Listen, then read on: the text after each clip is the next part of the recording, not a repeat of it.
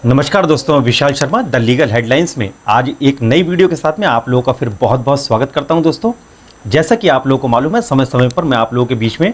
आप लोगों की ज़रूरत के हिसाब से जो आप लोग हमें कमेंट्स करते हैं, जो आप किसी की कोई ऐसी समस्या होती है तो हम समय समय पर उसके ऊपर हम वीडियोज़ बनाकर लेकर आते रहते हैं। तो आज की दोस्तों हमारी जो वीडियो है, इसके अंदर आज मैं आपको बताऊँगा कि अगर आप लोग कोई मकान अगर किराए पर लेना चाहते हैं या कोई दुकान अगर आप किराए पर लेना चाहते हैं तो किराया पे कोई प्रॉपर्टी लेने से पहले आप लोगों को क्या क्या सावधानी रखनी चाहिए,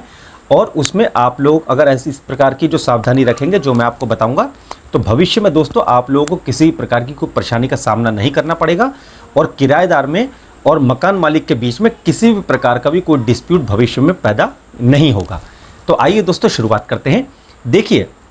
काफ़ी सारे लोग जो अपना मकान खरीदने की उनकी फाइनेंशियल कंडीशन नहीं होती या दुकान खरीदने की कोई ऐसी फाइनेंशियल कंडीशन उनकी नहीं होती है, तो वो लोग अपना या तो अपने रहने के लिए, गुजर बसर करने के लिए या तो अपना किराए का मकान लेते हैं या अपने कामकाज के लिए दुकान लेते हैं। तो कई सारे लोगों को दोस्तों उन्हें कानून की जानकारी नहीं होती, तो इसी वजह से खाली एक वर्बली, एक मौखिक एक एग्रीमेंट दोनों के बीच में हो जाता है, किराएदार के और मकान मालिक के बीच में, और वो खाली बिना किसी कागज़ पत्री के, बिना किसी लिखत पढ़त के वो लोग किराए पे वहाँ पर अपना प्रॉपर्टी ले लेते हैं और रहना शुरू कर देते हैं या अपनी दुकान चालू कर लेते हैं। तो दोस्तों ये बिल्कुल भी गलत है। अब मैं आपको ये चीज़ें जो बताऊँगा वो आप हमेशा दोस्तों ध्यान ज़रूर रखें। कोई भी प्रॉपर्टी अगर आप अपनी लेना चाहते हैं किराए पर, चाहे वो रहने के लिए, चाहे आप अपना किसी कामकाज के लिए कोई दुकान अगर लेना चाहते हैं, तो दोस्तों सबसे पहले आप लोग क्या काम करें, आप उस प्रॉपर्टी का रेंट एग्रीमेंट आप लोग ज़रूर बनवाएं। ठीक है, कई लोग क्या करते हैं दोस्तों, रेंट एग्रीमेंट एक ऐसा बना लेते हैं, या तो एक सादे पेपर के ऊपर रेंट एग्रीमेंट बना लिया, उसमें हाथ से लिख लिया, लेकिन दोस्तों ये बिल्कुल गलत है। ये किसी भी प्रकार से भी कोई कानूनी रूप से ये सही नहीं है। अगर आप कोई प्रॉपर्टी अगर रेंट पर लेते हैं तो मैं आपको यही सलाह दूंगा कि आप लोग उस प्रॉपर्टी का रेंट एग्रीमेंट आप ज़रूर बनवाएं, जो किरायानामा होता है, और उस किरायानामे को बनवाने के साथ में आप उस रेंट एग्रीमेंट को दोस्तों आप रजिस्ट्रार के सामने रजिस्टर्ड ज़रूर करवाइए आप लोग। ठीक है, जिससे कि कभी भी भविष्य में आपके और कभी मकान मालिक के बीच में किसी प्रकार का भी कोई डिस्प्यूट क्रिएट नहीं हो पाएगा। और अगर आप लोग रेंट एग्रीमेंट अगर बनवाते हैं तो कुछ चीज़ें जो दोस्तों मैं आपको बताऊंगा वो चीज़ें आप लोग रेंट एग्रीमेंट में आप लोग ज़रूर लिखवाइए। जैसा कि सबसे पहले दोस्तों, जो प्रॉपर्टी आप अपनी रेंट पर लेते हैं, किराएनामे के अंदर आप लोग उसका रेंट क्या है वो आप ज़रूर लिखवाएं कि कितने रुपए में आपने वो प्रॉपर्टी आपने किराए पर ली है और कितने समय के लिए आप उस प्रॉपर्टी को आप लोग ले रहे हैं। ठीक है, उसके साथ में दोस्तों आप अगर कोई बयाना अगर आप वहाँ पर देते हैं, जैसा कि काफ़ी सारे लोग जो होते हैं 2 महीने का या 3 महीने का या 6 महीने का किराया एडवांस लेते हैं, तो आप उस रेंट एग्रीमेंट के अंदर आप वो ज़रूर लिखवाएं कि आप लोगों ने वहाँ पर कितना पैसा उनको एडवांस दिया है, और साथ ही इसके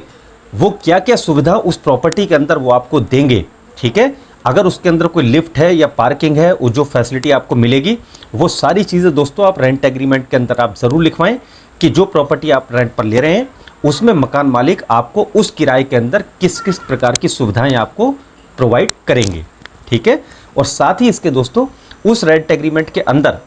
जो गवाह होते हैं, गवाहों का नाम, father name, date of birth, address, ये चीज़ें दोस्तों आप उसके अंदर ज़रूर लिखवाएं रेंट एग्रीमेंट के अंदर, जो उसके अंदर गवाह बनते हैं कि ये जो रेंट एग्रीमेंट बना है, इस रेंट एग्रीमेंट के अंदर गवाह कौन लोग हैं। अगर भविष्य में किसी प्रकार का भी कोई डिस्प्यूट अगर क्रिएट होता है तो कम से कम वो गवाह सामने आकर ये बोल सके कि हाँ, ये रेंट एग्रीमेंट जो बना है, जो इसके अंदर शर्तें लिखी हैं वो हमारे सामने लिखी गई थी और ये प्रॉपर्टी हमारे सामने किराए पर ली गई थी। और इसी के साथ मैं आपको यह चीज़ और बताना चाहूँगा कि जब आप कोई प्रॉपर्टी अगर किराए पर लेते हैं, जब आप रेंट एग्रीमेंट बनवाते हैं, तो अगर आप कोई भी पेमेंट अगर मकान मालिक को अगर आप करते हैं, तो आप दोस्तों वो पेमेंट अगर चेक के माध्यम से अगर आप करेंगे तो बहुत अच्छा रहेगा, क्योंकि चेक के माध्यम से आपके पास भी रिकॉर्ड रहेगा कि आपने मकान मालिक को कितने पैसे दिए हैं और मकान मालिक के पास में कितने पैसे गए हैं। और साथ ही इसके दोस्तों आप उस चेक पेमेंट का भी डिटेल आप रेंट एग्रीमेंट के अंदर आप ज़रूर लिखवाइए। और इसी के साथ आप जब आप उसको किराया देंगे हर महीने का, ठीक है, जब भी आप मकान मालिक को किराया देंगे तो मैं आपको यही आपकी कोशिश रहनी चाहिए, मैं आपको यही सलाह दूंगा कि आप उस किराए को अगर चेक के माध्यम से ही या आरटीजीएस के माध्यम से या आजकल यूपीआई पेमेंट चल रही है, ऑनलाइन पेमेंट के माध्यम से अगर आप उनको देंगे तो बहुत अच्छा रहेगा। तो दोस्तों आप लोग अपने मकान मालिक से जब भी आप उनको किराया देंगे तो हर महीने आप उनसे किराए की रसीद की मांग आप ज़रूर कीजिए। तो ये कुछ चीज़ें दोस्तों ऐसी हैं कि जब आप प्रॉपर्टी कोई किराए पर अगर लेते हैं तो आप एक रजिस्टर्ड रेंट एग्रीमेंट आप लोग ज़रूर बनवाएं, जिससे कि भविष्य में आपके और मकान मालिक के बीच में किसी भी प्रकार से भी कोई नया डिस्प्यूट कोई क्रिएट ना हो सके। इसी प्रकार दोस्तों आप लोग द लीगल हेडलाइंस के साथ में हमारे इस चैनल के साथ में जुड़े रहिए। आप लाइक कीजिए, इसको शेयर कीजिए, सब्सक्राइब कीजिए, जिससे कि हम भविष्य में आने वाली जो हमारी नई वीडियोज़ हैं वो समय समय पर आप लोगों को मिलती रहेंगी। तो ये वीडियो देखने के लिए आपका बहुत बहुत धन्यवाद।